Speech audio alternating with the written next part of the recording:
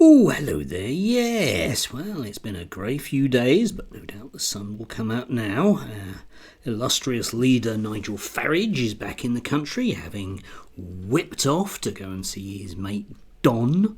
And, well, no doubt, yeah, he's back in the bosom of his loyal constituents at GB News. Yes. Anyway, the news coming out from the States yesterday, we had the delights of a new possible vice president. Yes. Not a job you would have thought that somebody would want. You would have thought you'd kind of think, well, what happened to the last guy in the job then? Why did he leave? It's the sort of question you might ask, mightn't it? Yeah. Anyway, the guy has been slagging off J.D. Vance, which is possibly one of the most American names you can think of. Anyway, who has a long history, inevitably, of slagging Trump off and doesn't believe a word anything, but can sniff a financial opportunity like most of them can. Yes, they do flock together, don't they? It must be some sort of magnetic money thing going on. Anyway, he said yesterday, this is the first truly Islamist country to get a nuke. And we were like, maybe it's Iran, maybe Pakistan already kind of counts. And then we finally decided maybe it's actually the UK, since Labour took over, which is one of those hilarious jokes that everyone finds incredibly funny because it's from a right-wing person compared to a left-wing person, which is not funny at all, and it's very, very serious. Anyway, leaving aside the fact that Pakistan has been a nuclear power for about 10 years now, I would have thought you would have known. I am astounded that our loyal commentariat are not up in arms about this, because surely, right, when we had Brexit, the whole point about it was that we would sort of, sear our own path of blinding light into the future and not have to kowtow to, well, basically rubbish foreigners like, well, J.D. Vance. And you would have thought, right, again, that our commentariat would be up in arms, him slagging off the UK. But apparently it's absolutely fine because he's slagging off Muslims. Yes, it's a good job that there wasn't a, Jewish bloc vote that people could rely on to come out for Labour. No, that doesn't happen anymore, so you can't quite label that one. Plus, of course, there's that biblical prophecy, isn't there? Anyway, we had Nile Gardiner doing his bit. He's actually in the States, yeah. He's there in the same place, the Heritage, National Conservatism Conference, the Heritage stuff. And, because they gave him an honorary title, right? Because he once sat next to Margaret Thatcher. He's the Thatcher University Research Director. Yeah, they honoured him with that title, which I think is really nice.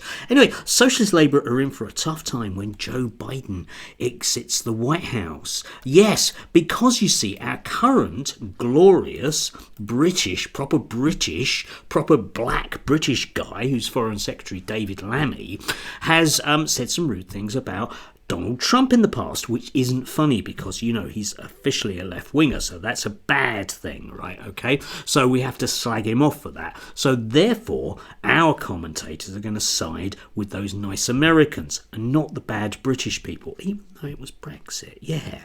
So we also get Cheryl Jacobs, in the Daily Telegraph. Like it or not, Trumpism is the future of the right across the declining West, yes. Because one of the things that these people really do like banging on about is demographic change. But what they're not really talking about in terms of demographic change is exactly what's going on.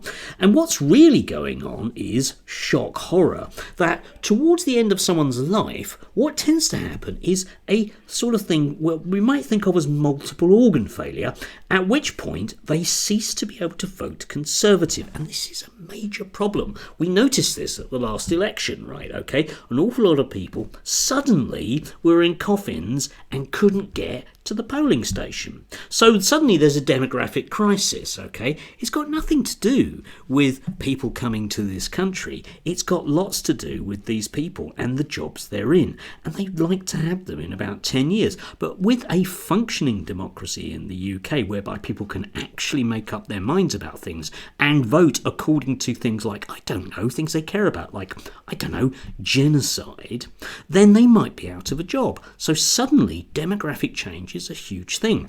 And they're thinking, well, you know, if that nice Mr. Trump and his friends like Mr. Vance can, you know, manage to, you know, stop there being democracy, then, you know, we won't have to go through that demographic change. We can just simply chop up the British electorate according to how we want them.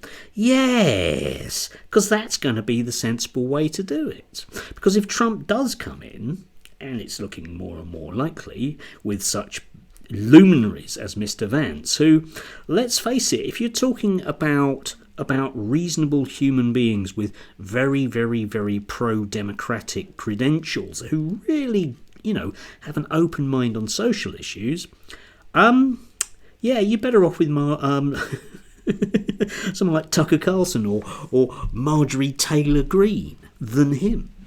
Because that's the calibre of people that are going to be in charge in the States. And once they've managed to gerrymander the system, just very briefly, only briefly, you understand, state of emergency, just very briefly, we promise that we'll have an election in 4 years, but they won't, right? Okay?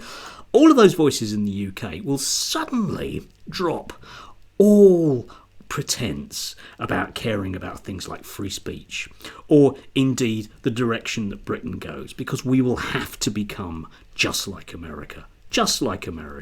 It'll be very, very, very important, and they'll invent any reasons they can, primarily to do with people that pray a lot on Fridays, to get their own way. Yeah? And you better be part on the right side of the pile, otherwise there will be trouble. The boys will be coming for you. Yeah, depends what little triangle you be wearing. Anyway, yes, but it does astound me, this thing, right, okay? Surely, at least in part, one of the Brexit benefits should be that those people who are supposedly patriotic would say, oi, no, when foreigners do that. But it's okay if it's brown people, isn't it, eh? Anyway, do have a lovely day as we saunter our way, maybe to sunshine. Yeah.